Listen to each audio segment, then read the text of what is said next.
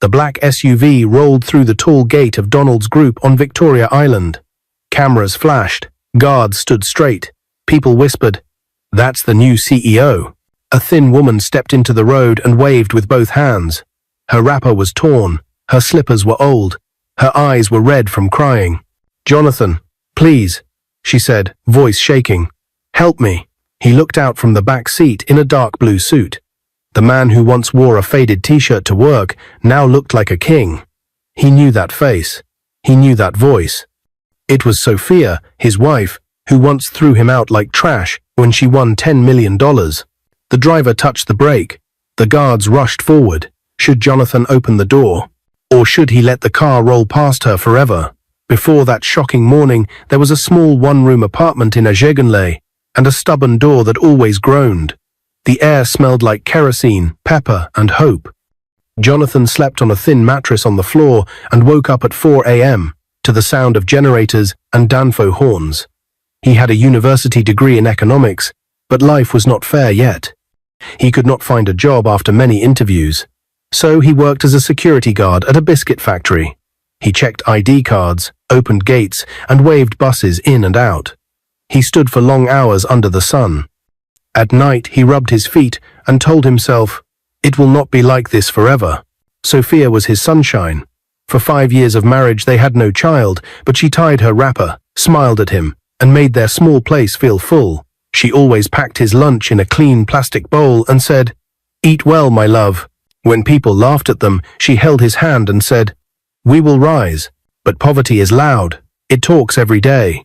It talks when the landlord knocks. It talks when the price of rice goes up. It talks when rain drips into a cooking pot. One afternoon, Johnathan counted the last small money in his wallet and pressed it into Sophia's palm.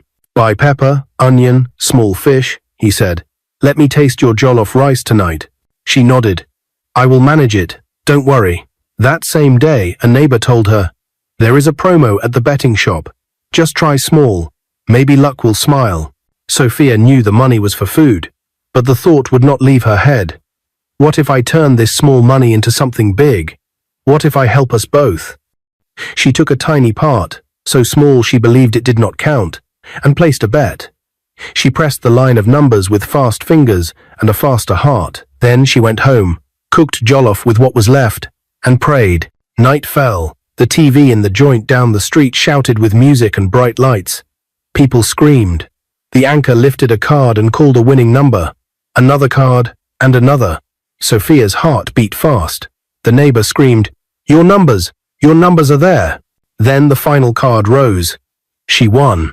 Not small money. Not even $1 million, $10 million. Her legs shook. Her palms turned cold. People jumped and danced around her. Someone filmed it. In seconds, her face was on every phone in the street. The betting company posted it online. The clip ran on the evening news. A camera caught her hugging strangers, crying, laughing, asking if she was dreaming. At the biscuit factory gate, Johnathan was checking a delivery truck when the staff canteen TV blasted. "Breaking news, Lagos woman wins $10 million. The screen showed Sophia's face, his wife, his joy, his life. The announcer said her name. The workers shouted. Someone clapped Johnathan on the back. "Your wife." A driver yelled, "You are rich now." Johnathan dropped the gate chain and ran. He ran past stalls. He ran past buses. He ran until his chest burned. His mind was full of light. He turned into their street, then stopped. 2 shiny cars were parked outside their compound. Men in suits stood near the door. The landlord, who never greeted him before, wore a wide smile. Neighbors crowded around like it was a festival. Sophia came out in a new gown and high heels that clicked on the floor like they were teaching him a new song. She did not hug him. She did not rush into his arms. She carried his old bag, stepped into the open, and threw it at his feet. "Johnathan," she said, loud and clear, "we are not on the same level anymore." The crowd gasped. The world shook. The bag hit the ground and burst open. His shirts fell into the dust. His only good belt rolled to the gutter. "Sophia," he whispered. "What are you doing?" She lifted her chin. "I bought this house today. I will bring it down next week and build my dream home here. You are bad luck. You are my past. My new life cannot carry you." His knees gave way. He knelt on the dirty floor, clutching the torn bag. His hands shook. "Sophia, remember our vows." She looked away. "Those vows were for poor people dreams. I am big now. Please," he said, voice breaking. "We are one.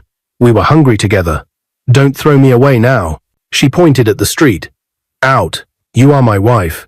"I was your wife," she snapped, and pushed him toward the gate. "Leave." The door slammed. The sound rang like a bell. It was the sound of something breaking, maybe a heart, maybe a home. Rain began to fall. The crowd drifted inside. The landlord locked the gate behind him. Johnathan picked up his things in the rain. Then he stood there alone, soaked, watching water wash the dust from his old shoes. Night painted the city dark. Johnathan walked to the bus stop, with his bag dragging like a stone. He could go to a friend's house. He could sleep at the church. He could sit in the factory guardroom and pretend it was fine. But his feet did not go to those places. They turned toward Ikoyi, toward a high white fence he had not seen in years. His father's house. Chief Donald Chukuma, the man who built Donald's group from a small desk, and a big dream. A strict father. A loud name. A man who had said, long ago, "This Sophia girl worries me." A man Johnathan ran from when love felt bigger than wisdom. At the gate, the security man blinked. "Ogre Johnathan, I need to see my father," Johnathan said softly. A minute later, the gate opened. Johnathan walked into the quiet compound. He remembered every stone in the path, every tree his mother had planted before she died, bringing him into this world. He remembered leaving this place angry, thinking he knew life. He remembered turning his back on his father's hug. The front door opened. Chief Donald stood there in a simple robe. He had lost weight. The strong lines on his face were deeper, but his eyes still carried that steady light. For a second, neither of them spoke. Then the old man opened his arms. "Welcome home, my son," he said. Johnathan fell into the hug and cried like a child. The housekeeper brought a towel, warm food, and dry clothes. Father and son sat at the dining table that had heard many stories. The clock ticked. Rain hit the windows. "I lost almost everything," Chief Donald said at last. His voice was calm, not bitter. "Investors pulled out. Partners ran. A competitor stole my idea and built it faster than we could. They outclassed us with our own plan." Johnathan looked up. "Stole your idea? How?" The old man's jaw tightened. "Not from outside. From inside. Someone close. Someone with passwords. Someone who sat in my boardroom and smiled." The room felt colder. "Father," Johnathan said, wiping his eyes, "I am sorry for everything, for leaving, for not calling, for choosing noise over your voice. Let me fix this. Let me make it right." Chief Donald studied his son. He saw the dust on his bag. He saw the new crack in his heart. He also saw something new in his eyes, steel. He stood and walked to his study. When he returned, he dropped a thin file on the table. Inside were emails, meeting notes, and a list of names. On the last page, a single word was underlined twice. IDEA. He tapped the file. "If you sleep in this house tonight," he said, "you must wake up a fighter tomorrow. I do not need a boy. I need a man who will walk into fire and come out with my name unburned." Johnathan took a deep breath. He lifted the file with both hands, like it was fragile and powerful at the same time. He felt the weight of his father's eyes. He felt the weight of his own shame turning into purpose. He felt the city outside, big and loud, waiting to see what he would do. He nodded. "Tell me what they stole," he said. "Tell me where to start." Chief Donald leaned closer, voice low. "It began with a deputy who smiled too much and a rival named Williams who never builds his own bricks," he said. "But son, there is more. I think the betrayer is still inside, watching us, right now." The room was quiet except for the soft patter of rain against the windows. Johnathan clutched the file in his hands, staring at the last underlined word, idea. His heart pounded, not just from the shock of his wife's betrayal hours earlier, but from the weight of this new revelation. His father's empire, the legacy he once ran from, was under attack. "Father," he whispered, "if the betrayer is inside, then we can't trust anyone." Chief Donald leaned back in his chair, his face tired but sharp. "That is why I need you. They think you are still the lost son. The boy who ran away for love. No one knows you are back yet. You must move quietly, and you must move fast. Johnathan nodded, but a question burned inside him. Who do you suspect? Donald's jaw tightened. Daniel, my deputy manager. He has access to every email, every file. He was the one who first suggested the new project meetings with Williams's company, saying we could learn from the competition. I didn't listen. I trusted him. The name rolled through Johnathan's mind like thunder. Daniel, his father's right-hand man for years, a man he remembered smiling at family gatherings, clapping him on the back, calling him young master. Could he really have betrayed them? The floor creaked again in the hallway. Johnathan and Donald both turned. A shadow moved, then disappeared. Who's there? Donald barked. The housekeeper stepped into view, clutching a tray. It's just me, sir. I thought you might want tea. Donald's eyes softened. He waved her in, but Johnathan noticed something. Her hands trembled. He leaned close to his father. We need to be careful what we say, even here, he whispered. Donald gave the faintest nod. That night, Johnathan barely slept. He sat at the desk in the guest room, reading through the documents again and again. Emails showed Daniel communicating with unknown addresses late at night. Meeting notes revealed suspicious changes in business plans, but the proof was not enough. They needed something stronger, something undeniable. By morning, Johnathan had an idea. He called an old friend, Inspector Okoro, a retired investigator who once worked with his father during the early days of Donald's group. Okoro, he said when the gruff voice answered, I need your help. It's about my father's company. Someone stole his idea. I think it was Daniel. There was a pause. Then Okoro chuckled. So the prodigal son finally comes home. Good. I warned your father years ago about Daniel's ambition. Meet me at the old warehouse on Marina Road tonight. Bring the files. Johnathan agreed, though his stomach twisted. If Okoro was right, the betrayal ran deeper than he thought. Later that day, Johnathan returned to Donald's office building for the first time in years. The massive glass tower still bore the family name, Donald's group of companies. But inside, the atmosphere was different. Employees moved quickly, avoiding eye contact. The once busy lobby now felt half empty. He took the elevator up to the 12th floor, where Daniel's office was. The door was ajar. Daniel sat at his desk, typing furiously. His phone buzzed, and he grabbed it, speaking in a low tone. Yes, the files are secure. No, he suspects nothing. Williams will have the presentation by Friday.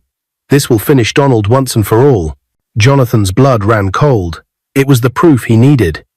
But if Daniel saw him, the game would be over. Just then, Daniel swiveled in his chair, eyes narrowing at the doorway. Who's there? He demanded. Johnathan froze. His heart hammered. Should he step inside? Should he pretend to be visiting? Or should he run? Before he could decide, a cleaner pushing a mop cart rattled past, blocking the view. Johnathan slipped into the shadows and took the stairs 2 at a time, his mind racing. That evening, he told his father everything. I heard him myself, Johnathan said, pacing the study. He's working with Williams.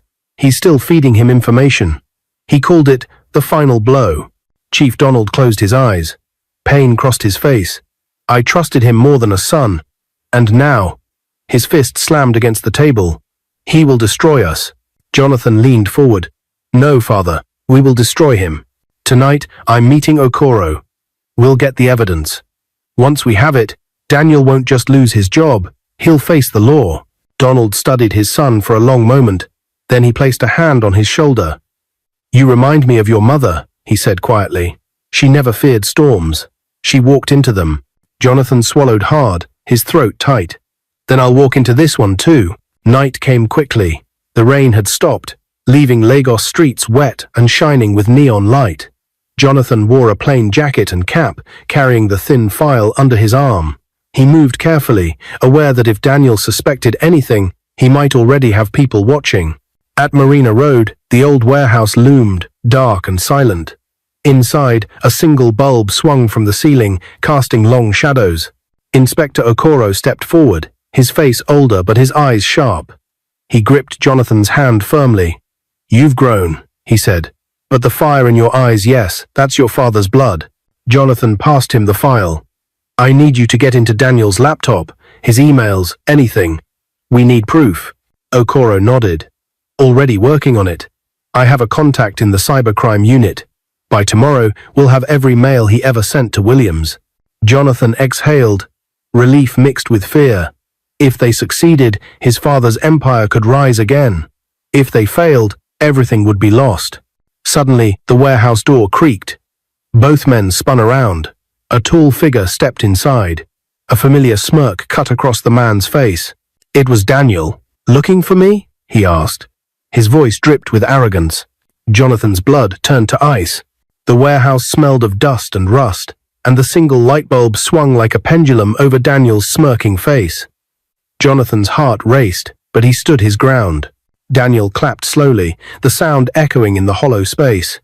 I should have known the prodigal son would return to the old man's side. Tell me, Johnathan, do you really think you can save him? Donald's empire is finished. Williams owns the market now. And soon he will own the name too. Okoro stepped forward, his jaw tight. You're a fool, Daniel. You sold your boss for crumbs. Do you think men like Williams will ever trust you? Daniel's smirk widened. Williams doesn't need to trust me. He pays me. That's enough. Johnathan clenched his fists. You betrayed the man who fed you, raised you, and trusted you with everything. Do you have no shame? Daniel's eyes flashed. Shame doesn't feed families. Shame doesn't buy power. And you, he pointed at Johnathan with venom, you ran away from all of this for a woman. You were weak then, and you're weak now. You don't deserve the Chukuma name. Okoro's hand hovered near his jacket pocket. Johnathan could tell he was ready to pull something, maybe a recorder, maybe even a weapon. But before he could act, Daniel's phone rang. He turned his back casually, answering in a low voice. Yes, they're here. Don't worry, I'll handle it. The blood drained from Johnathan's face. They're here.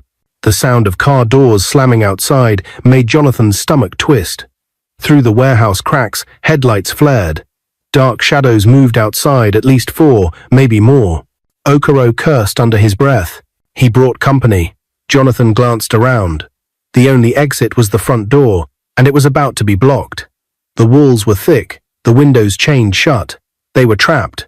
Daniel hung up and turned back to them, his grin wicked. Gentlemen, I'm afraid your little investigation ends tonight. Williams can't afford snoops digging into his files, and neither can I. The warehouse door burst open. 2 men in black suits stepped in, their eyes cold, their hands heavy with weapons. Behind them, more footsteps crunched. Okoro grabbed Johnathan's arm. Stay behind me. But Johnathan shook his head. No. If we run now, we lose everything. We need proof right here. Right now. His words surprised even him. But the fire in his chest was stronger than his fear. As the men approached, Okoro quickly flicked his wrist, revealing a small recorder in his palm. He pressed the button, and the red light blinked faintly. Keep him talking, Okoro whispered. Johnathan squared his shoulders and faced Daniel. So tell me, how much did Williams pay you for my father's idea? Enough to buy a conscience? Daniel laughed, spreading his arms like a preacher. Conscience? For $400 million? I sold your father's dreams for more than you could ever imagine. Williams will build empires from it. And me? I'll be his right hand when Donald's group collapses. Okoro's eyes widened. The confession was recorded. But one of the armed men noticed the faint blink of the recorder light. His eyes narrowed. Boss, the man said, pointing. Daniel's smile dropped. His hand shot forward, snatching the recorder. Clever, Okoro. Very clever, but not clever enough. He smashed the device against the floor, shattering it. Johnathan's hope cracked with it. At that moment, Johnathan's phone buzzed inside his pocket. Against his better judgment, he answered, shielding his mouth. Son, his father's voice whispered urgently.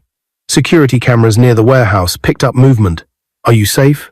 No, Johnathan whispered back. Daniel brought men. We're trapped. There was silence. Then Donald's voice grew hard. Hold on, help is on the way. Johnathan slipped the phone back into his pocket, just as one of the men stepped forward. Time's up. Boss said no witnesses. The barrel of a gun lifted toward Johnathan's chest. Before the man could fire, Okoro moved with surprising speed for his age. He swung a metal pipe from the shadows, knocking the gun aside. The shot rang out, deafening in the enclosed space, shattering glass above them. "Run!" Okoro shouted. Chaos erupted. Johnathan grabbed the file from the ground, clutching it like life itself, and bolted toward the side of the warehouse. Daniel's men gave chase, bullets sparking against metal beams. Okoro ducked behind crates, returning blows with his pipe. He wasn't fast enough to beat them all, but he was fierce enough to buy Johnathan time. Johnathan spotted a small service hatch at the far wall. He rammed it with his shoulder until the rusty lock snapped. Cold night air rushed in. "Okoro, this way." But when he turned, Okoro was surrounded, holding his ground with blood on his face. "Go, boy," Okoro shouted. "Save your father's name." Tears stung Johnathan's eyes. He wanted to stay. He wanted to fight. But he knew the truth: if he fell here, Donald's group would die with him. With a broken cry, he slipped through the hatch and into the night. Outside, rain-soaked ground splashed under his shoes as he ran into the dark. Headlights blazed behind him. Engines roared to life. Daniel's men were giving chase. Johnathan clutched the file under his jacket, heart pounding like a drum.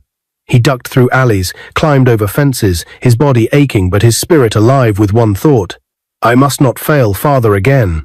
Behind him, Daniel's voice shouted into the night: "You can't run forever, Johnathan. Without proof, you're nothing. You're still the security guard in a biscuit company." Johnathan stumbled, his chest heaving. The words cut deep, but they also burned fuel in his veins. He reached a crowded street where Danfo buses honked and vendors shouted. Blending into the chaos, he slipped into the throng, hiding the file under his shirt. The men's headlights swept the crowd, but the noise and movement swallowed him whole. For now, he was safe. Hours later, back at his father's mansion, Johnathan slammed the file onto the desk, his hands trembling. Donald looked at him with sharp eyes. "Where's Okoro?" the old man asked. Jonathan's throat closed. He had no answer, but before he could speak, the doorbell rang. A guard rushed in, pale-faced. "Sir, the police are here. They say they've come with evidence about Daniel." Johnathan and his father exchanged a stunned glance. What evidence? And why now? The storm was far from over. The mansion's heavy door creaked as the guards let the policemen inside. Their boots clapped against the marble floor, echoing through the hall like drums of war. At the front stood a stern officer with sharp eyes. His cap tilted low. He carried a sealed brown envelope in his hand. "Chief Donald Chikuma?" the officer asked formally. "Yes," Donald replied, his voice steady, though his eyes betrayed weariness. The officer nodded and turned slightly toward Johnathan. "We've come regarding your deputy, Mr. Daniel. New evidence has surfaced. We need your full cooperation." Jonathan's pulse quickened. "Evidence?" he asked. The officer opened the envelope and spread several documents across the polished table.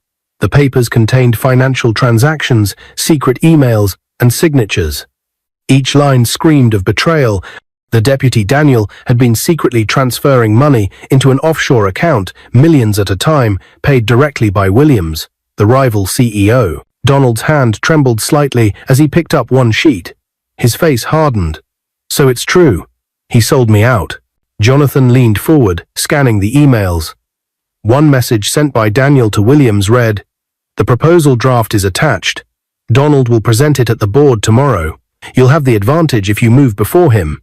Jonathan's jaw tightened. "He didn't just betray you, father. He handed Williams everything." The officer's tone grew firm. "We already have a warrant. Daniel was arrested less than an hour ago. He's in custody."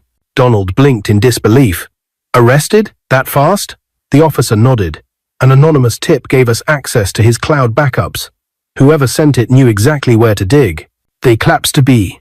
He's in Amar." Jonathan's mind flashed to Okoro, the investigator who risked his life. Could he have sent the tip before the ambush? Later that day, Johnathan and his father were invited to the police headquarters. The interrogation room smelled of sweat and stale air.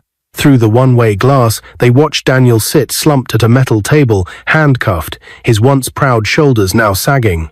When the officer entered, Daniel smirked weakly, though his eyes were dark. "You have nothing on me," he said. But his voice cracked. The officer dropped the stack of evidence in front of him. "We have everything. Emails, transactions, recordings from your phone. You've been feeding Williams' company secrets for over a year." Daniel's face paled as the papers spread out like a mirror, reflecting his sins. His hands shook. It wasn't like that. Williams promised me. Promised you what? Johnathan burst into the room before his father could stop him. His anger boiled over. Promised you a seat beside him while you destroyed the man who trusted you. While you almost ruined my family's name. Daniel looked up, his eyes wide. You don't understand, Johnathan. I was tired of being second, always in your father's shadow, always overlooked. Williams saw me. He valued me. Donald stepped forward, his voice heavy with betrayal. I valued you like a son, Daniel. I gave you food at my table, trusted you with my empire. And this is how you repay me? Daniel's lips trembled. He lowered his head, finally broken. I made a mistake. The officer cut in coldly. A mistake worth 40 years in prison. Unless you cooperate. The silence in the room was sharp. Within days, Daniel's confession unraveled everything. He admitted how he sold Donald's business idea, a digital trading platform, to Williams for a fraction of its worth. He detailed secret meetings, stolen documents, and even the names of insiders Williams bribed. Armed with the confession, the court moved quickly. The case drew national attention. Headlines screamed, "Billionaire rival stole idea in corporate betrayal." Donald Chukwuma strikes back with proof against Williams Group. Inside the Lagos High Court, the gallery overflowed with reporters, investors, and curious spectators. Johnathan sat beside his father, watching as lawyers presented evidence. The projector lit up the stolen files, the stolen designs, all traced back to Daniel and Williams. Williams, once untouchable, sat stiff in his tailored suit, beads of sweat glistening on his forehead. He tried to deny it, but Daniel's signed confession sealed his fate. At the end of the week-long trial, the judge's gavel cracked like thunder. Williams and his accomplice Daniel are hereby charged with corporate theft, conspiracy, and fraud. The defendants are sentenced to pay restitution of $400 million to Donald's group and return the stolen intellectual property immediately. Failure to comply will result in 40 years imprisonment. The courtroom erupted. Cameras flashed. Some investors gasped. Others cheered. Johnathan's chest swelled with pride as he looked at his father. Donald's eyes glistened. His empire was alive again. The victory sent shockwaves across the business world. Investors who once abandoned Donald's group came rushing back. Contracts were reinstated. Phones rang with new deals. But the real story was Johnathan. It was his courage to return home, his relentless pursuit of the truth, and his willingness to risk his life that turned the tide. The board of directors, once skeptical, praised him openly. At a private dinner with key investors, one man raised a glass. To Johnathan Chukwuma, the son who restored his father's crown. Chief Donald smiled, placing a proud hand on his son's shoulder. From today, he is no longer just my son. He is the future of Donald's group. The announcement was made official days later. Johnathan was named the new CEO.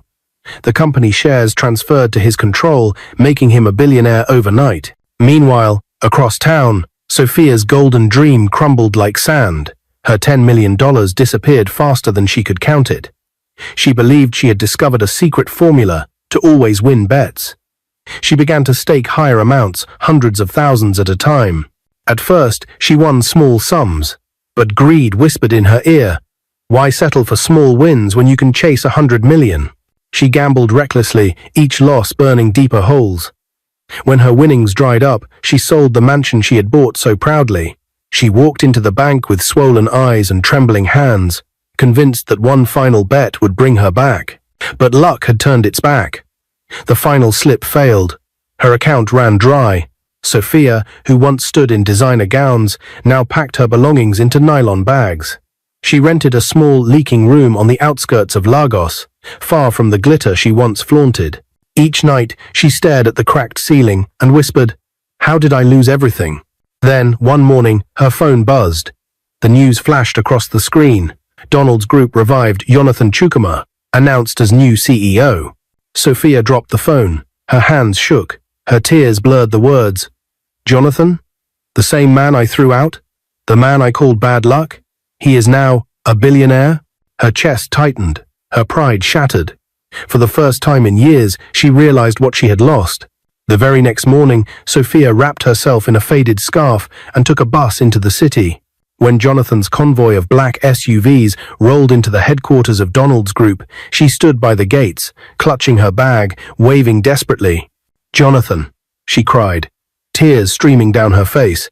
"Please, forgive me." The guards moved to push her away. But Johnathan's eyes locked with hers from the tinted window.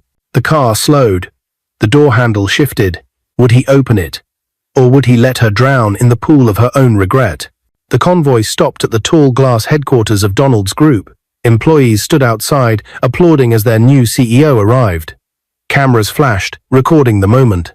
But the cheers softened when a broken voice pierced the air. "Johnathan." Sophia stood there. Her wrapper faded, her hair tied in a rough scarf.